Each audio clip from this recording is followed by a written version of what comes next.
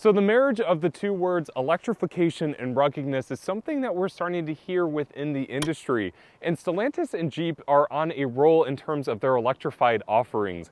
Well, here we have the 2023 Wrangler 4xe, and this is a plug-in hybrid that offers an immense amount of capability whether you're on the road or off the road. So for today's video, we're going to dive more in depth with what this plug-in hybrid can offer. So to begin, let's talk about the powertrain figures of the Wrangler 4xe. First off, underneath the hood, you'll find a 2-liter 4-cylinder turbocharged engine that offers 375 horsepower as well as 470 pound-feet of torque. The 4xe actually offers 2 electric motors as well, which is really cool. You have 1 electric motor on the front axle and 1 electric motor on the rear axle. Now, when you're looking at the 4xe, really the only way to tell that this is a plug-in hybrid is you have your charge port located right here, right by the driver door. What's really cool is that the charge port is also metal, which we really like. In terms of charge time, if you're charging at a green level 2 or a typical level 2 charger, it will charge the 4xe in a little bit over 2 hours. You still can plug into a regular household outlet that will charge the vehicle in about 12 hours, so just be mindful of that. But if you're looking for the battery pack, what's really cool about the 4xe is that the battery pack is actually located underneath the rear seat. And Jeep water sealed this tight so you can still go off-roading and not worry about damaging the battery pack. The battery pack is around 17 kilowatt hours with about 15 kilowatt hour usable, which gives the 4xe a range of about 21 miles EPA. In our testing, we're actually seeing about 24 to 28 miles. So even in the cold winter, it's still pretty efficient. Now let's talk about the exterior of this Jeep Wrangler 4xe. This is the Rubicon trim that we have for the week. And what's unique about the Rubicon is you do get certain accents that you don't on other 4xe models. So for example, here on the Rubicon, you do get these tow hooks in the Jeep Electric Blue. I kind of wish that Jeep would actually add these accents to all the trims, but they don't, unfortunately. But they look really good here on the Rubicon edition. Now we have the Hydro Blue exterior. It is kind of like a metallic color. It looks really great here on the Rubicon. What's really unique about the Rubicon too is you have different accents here on the hood. On the side you have Rubicon in this dark gray lettering with the blue accents. And same here with the vinyl that's up top. I think it adds a really unique touch to the Rubicon itself. Now, one of the complaints that we have with the Rubicon specifically is you do get front and rear cameras, which is really nice here on the Rubicon 4xe, except for we've noticed during the day the camera quality is actually really great, but at nighttime it is extremely fuzzy and really hard to see. But it's still nice that if you're on any of the trails or on the dirt roads, you can use that front camera to see exactly where you're going. And here on the side of the Wrangler Rubicon 4xe, what's really nice is I like these BF Goodrich all-terrain tires. They are super great for if you're on the trails. The only thing that we've noticed, and we'll talk in our driving impressions, is there are some road noise, and also when it's like super wet, you do notice some slippage if you're running into a puddle. But I do like the way these wheels look and the tires as well. They look really great here on the Rubicon. Another way you can tell this is the 4xe, as Brandon mentioned, the charge port cover. I like that it's metal. It's super nice. So if you're on the trails, you don't have to worry about scratching this up or accidentally opening this by going by a branch on the trails. Another way to tell that this is the 4xe is all the badging here on the side is going to be outlined in this blue. So you have the trail rated badge. This is still a great 4x4, just like all the other Jeeps. And then also your Jeep logo here is outlined in blue, which looks really cool as well. Now, here on the side, the one thing that this Rubicon is missing, at least as a personal preference for myself, is the Rubicon does not have the running boards. If you go with the Sahara or the high altitude trims, you do get running boards. You have to pay for them here in the Willys or the Rubicon trims. Now, I am a really short driver, so I'm about 5'4". I have to jump up into the Jeep and hold on to the grips right up here. And for me, that's a little difficult. So I prefer if Jeep would actually add this for the Rubicon, but not really a big deal. Just kind of keep in mind if you are short like myself, you kind of have to hoist yourself or jump out of the Jeep whenever you get out of it. Now, the top that we have here on the Wrangler is called the Open Sky. This is actually the hard top and soft top combination, and we'll show you how that opens, but it's actually really nice and quiet on the inside as well. I like that this is color matched to the Hydro Blue exterior. It looks really nice.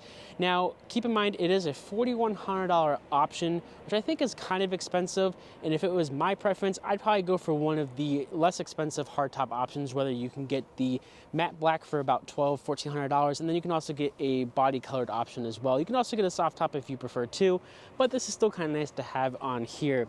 Now, your last fuel port door that you will have is obviously for your gasoline if you need that, but keep in mind, definitely keep the Wrangler plugged in as much as you can to go with that EV efficiency. And this fuel door is also metal as well, but here is this on the side. Now, we kind of wish that the 4xe was offered in a 2-door variant. It's only offered in the 4-door, which is totally fine if you need to have the extra set of doors, but it'd be nice to kind of have a smaller version of that 4xe. Before we move on to the interior and some of the Easter eggs that come here on the Jeep Wrangler 4xe, let's talk about the rear end for a second.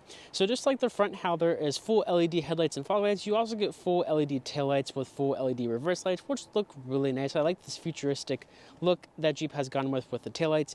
You also get a full LED for the license plate here as well. Now, to see if this is a 4xe, for example, there's a few unique features that you can find. First of all is going to be the little 4xe badge that you have here on the driver's side, and then if you have the Rubicon like this, for example, you're going to have that blue tow hook. Now, our Jeep Wrangler does have a couple of options here for the week, and one of those options is going to be the tow package here on the bottom.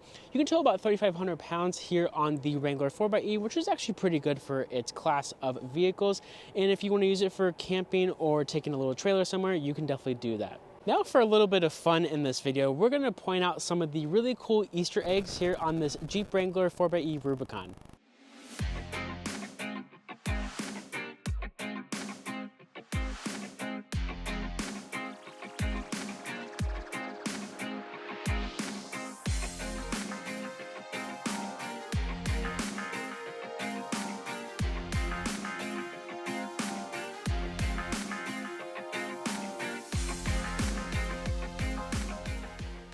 Now that we talked about powertrain in the exterior of the Wrangler Rubicon 4xe, let's get on the inside. What's really nice about the Wrangler 4xe is that it does have a keyless entry option, so all you have to do is keep the key fob in your pocket, and there's a touch sensor behind the door handle that will then unlock the vehicle. So one really cool thing about Wranglers is that all the doors can actually come off, so these doors are really easy to open, and it really gives good access into the interior. First off, you'll notice the brown leather. This is around a $2,000 option that really contrasts well with this Hydro Blue exterior. One thing to note is that all Wranglers actually don't have powered front seat. All of them are going to be manual. And one thing to note as well is that only the driver's seat actually has full adjustability in terms of lumbar. The rest of the seats do not. So just bear in mind they are going to be more manual, which is something to be expected with Wranglers. Now let's step into the Wrangler. As Tyler mentioned earlier, there are no running boards. So for me being 6'1", it is a little bit easier for me to get in. But if you are a little bit shorter, you do have handles, as we like to call them, or in other words, you have some good handles right here that will give you some good easeability to get into the Wrangler. Once you're inside the Wrangler, it's really, really nice. You have really good materials in terms of a leather steering wheel with all the controls that you need, and contrast stitching, which you can find essentially throughout the interior. What's nice is that you do get an 8.2-inch touchscreen that runs the newest Uconnect software. What's really interesting about this Uconnect screen is that it actually runs better than the Grand Wrangler 4xe or the Grand Cherokee 4xe that we tested a few weeks ago. So we're not exactly sure what the different specs are, but that is one thing to note, is that this screen seems to be more responsive than that Grand Cherokee that we tested. But overall, once you're in here, it's a really pleasant space to be. I'm 6'1", and with its boxy design, I have plenty of headroom. The seat is very comfortable, and I have great visibility out the front. So one really cool feature that we found with the Wrangler 4xe is when you have the key fob, for example, if you don't want to keep in your pocket, there's actually a small pocket right here that is the key size. So essentially all you have to do is just slide that there and it holds it while you're driving, which we thought that this was a really unique feature. And this just really goes to show how well thought out the interior of the 4xe is. So when you're sitting in here, you do get a lot of creature comforts. Since this is a higher trim, you'll find things like a heated steering wheel as well as heated front seats. Heated rear seats are actually not an option on any Wrangler, so that's one downside. Especially at this price point, with this being around $70,000, we were kind of hoping that there would be heated seats all around the interior. You do get rear vents, which is nice, but other than that, there's essentially not many creature comforts in the back seat for the rear passengers. But looking at the front dashboard, everything is within reach and everything is just really easy to figure out. You know, everything is really well labeled. You have your volume, your fan speed, as well as your tuning knob. Down below, you have all powered windows, which is really nice. And then down here, you do get things in terms of locking your front and rear differential for off-roading, different engagements for the sway bar, as well as different buttons for auxiliary options in terms of like if you end up purchasing any optional lighting packages or anything that really helps the Wrangler be more capable off-road. They really offer a lot of good options within this interior. So when it comes to Wranglers, as I mentioned, there's a lot of different functionality and practicality that comes with them. One of the coolest features about this Rubicon that we have is the optional open sky sunroof. So it's actually a power retractable soft top, and all you have to do to open it is just press this button and hold it, and it essentially does the rest for you. So it turns your Wrangler 4xe essentially into a convertible. And what's really cool about this is that it offers a lot of good visibility out the top, obviously, but it also brings a lot of fresh air into the cabin. And since it is colder here, we haven't really been able to test it, but it's one of our favorite features of the Wrangler 4xe. So now getting into the back seat of the Wrangler 4xe, first off, you do find this really nice material that you find in the front seats, which is really nice. And you have another handle, which is also really nice for passengers who need it. But once you're in here, the one thing that we really want to point out is that the Wrangler, even though it does look bigger on the outside, it's actually not the biggest in terms of interior space. You still get plenty of headroom, but this seat is in my seating position and it's not that far back, and my legroom is relatively limited. So I can kind of stretch out and put my feet underneath underneath the front seat, but overall, space is just a little small back here. You do get rear vents, which is really nice, and you do get your power window switches. And what's really nice that Stellantis is offering in most of their vehicles is a mix of USB-C as well as USB-A. So for any passenger who is riding in the back, they can charge all their devices that they need to. And one thing that we do want to mention, which is a con, is that the Wrangler 4xe only comes with 4 cup holders. With this being a bigger vehicle, you think that there would be more. Now that we talked about the front and back seats of the Wrangler 4xe, let's talk about storage. First off, the trunk actually opens in a really cool way. It opens very wide, but with this hard top, you also get this glass portion that opens up as well, which provides easy access to trunk space. First off, this is a huge amount of vertical space, and believe it or not, even with the Wrangler Rubicon being a little taller off the ground compared to some of the other trims, this is a very flat load floor, which is really nice, especially for those heavier items. You should be able to get them into the trunk space. One thing that we do want to mention, trunk space is about 27 cubic storage feet with the seats up, and when you have the seats folded, it's about 67 cubic storage feet. So even though that this is a bigger vehicle in terms of the exterior design, the storage space is just a little small. However, with its boxy design, you still get a ton of vertical space, which is really nice. One thing we do want to note with the doors being able to be taken off so you can drive without any doors, which is a really cool feature with the Wrangler, is that Jeep actually provides places for you to put your door hinges for when you take your doors off, as well as if you remove your roof, which is really nice. So that way you don't lose any pieces and things just don't roll apart or roll around and you end up losing things. Overall, the trunk space of the Wrangler 4xe is really nice, and it is a very functional vehicle.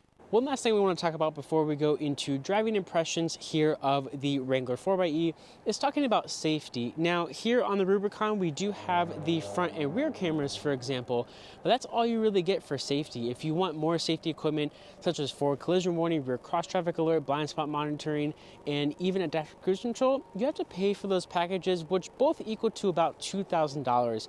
I kind of wish that Jeep would actually include that here on the Wrangler. Not everything that's in those packages, but at least some of the features. That way you could feel like you are driving a vehicle with the right safety features that a lot of modern vehicles have today. All right, so now for driving impressions of the 2023 Jeep Wrangler 4xe Rubicon.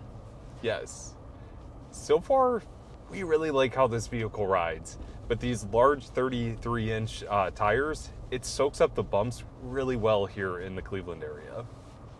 Now, one thing to note with these tires too is I think this attributes to a lot of the steering input you have to put in the steering wheel itself. You have to make lots of adjustments to kind of keep the Jeep straight. That's kind of a characteristic, I would say, of a lot of Jeeps or off-roaders that are similar to this, because you have the live axles here in the Jeep. But other than that, the tires themselves, because they are all-terrain, they're actually fairly quiet. You hear a little bit of road noise. We're only doing about 35, 40 here in the park system. On the highway, you can definitely hear it, but they're actually a lot quieter than we kind of expected. Yes, and one thing that we do want to mention too when it comes to sound, the Wrangler is somewhat loud on the inside. It is kind of what you would expect with the Wrangler, but the thing is, with this being a hardtop and a mixture of the soft top open sky sunroof or open sky roof, it actually is really insulated in here as well at the same time. We've been driving this on the highway in a mixture of city streets as well, and we've been able to have full conversations without feeling like we have to scream at each other like some Wranglers we've driven in the past. Yeah. Definitely. And, the majority of the driving that we've been doing here in the 4xe has been pretty much city. We have done quite a lot of highway as well, but I would say 70% of it has been city. So that's why we're averaging about 24 to 28 electric miles. And speaking of, whenever you start up the 4xe for the very first time, it does default to hybrid mode. But what's really nice is the first 15 miles an hour are always in electric mode, and then the gas engine kicks in when it needs to if it's in hybrid mode. But I think our favorite mode to drive into, at least in the city, is obviously electric mode. Yes, and that's where, when you have a plug-in hybrid vehicle, that's where it's going to be most beneficial, is when you keep it charged. Keep it charged and you will see the most efficiency when you're driving your 4xe. Now, when it comes to acceleration, it's kind of a mixed bag depending on which mode you're in. Now, we are in the full electric mode, and what you have to be careful of is you can't put your foot all the way down on the floor, for the throttle, otherwise the gas engine kicks in. But if I have about halfway down, which I do now, you get up to speed actually pretty quickly in this vehicle. Yeah, it has really good acceleration. One thing to note is that we have not driven it in four-wheel drive or high four, just because we really haven't had the need to. So we've been driving it in the rear-wheel drive setting, which is probably going to be the majority of driving a Wrangler.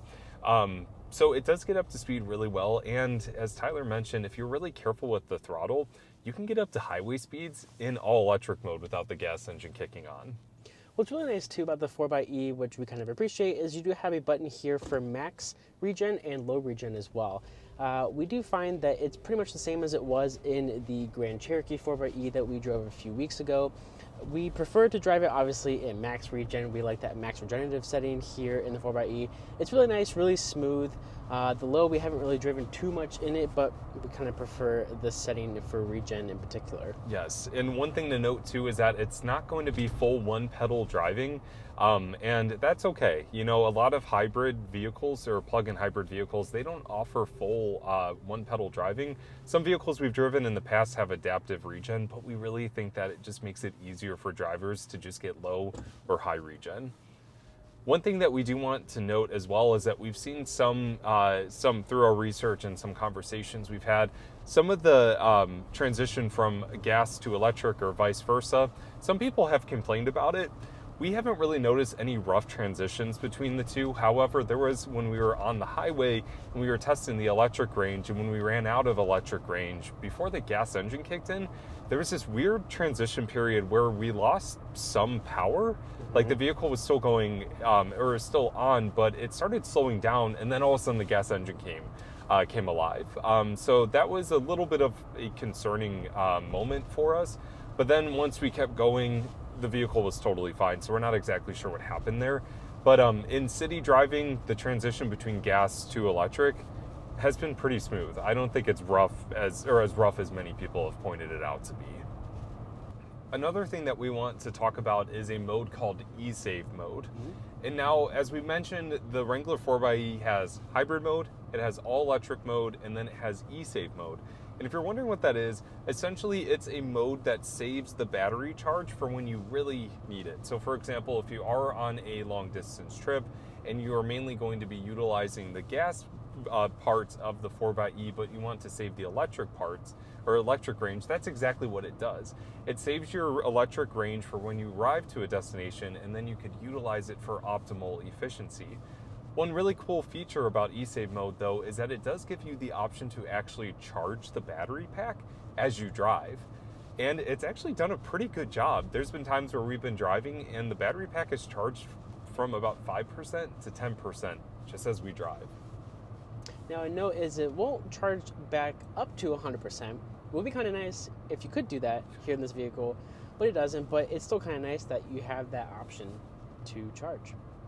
But yeah, between the different modes, I would say, we've done a mix of actually all three, honestly. We've tried all three of them out just to see what it's like.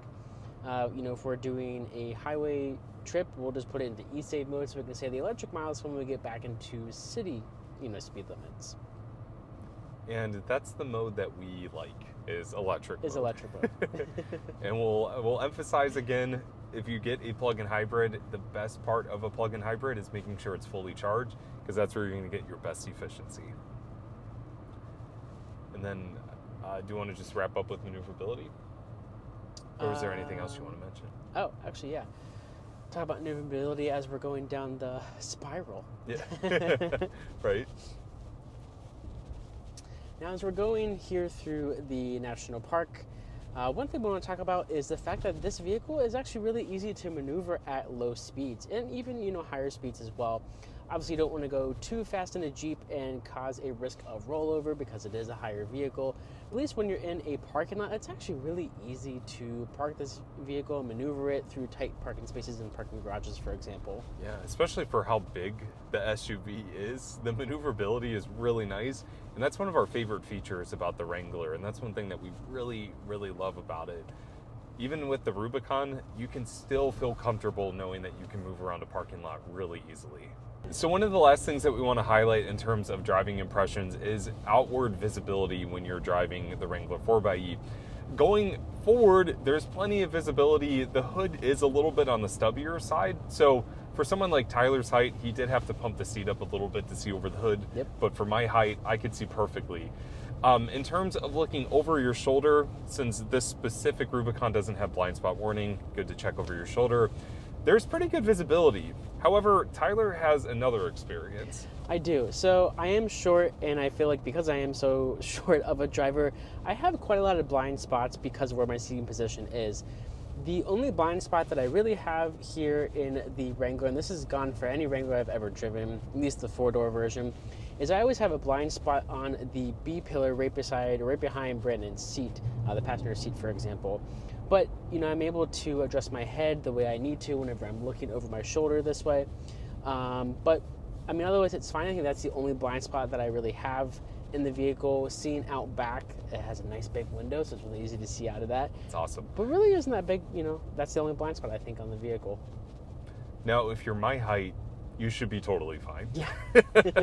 This is actually one vehicle where you have plenty of headroom and good visibility when you're over 6 foot tall.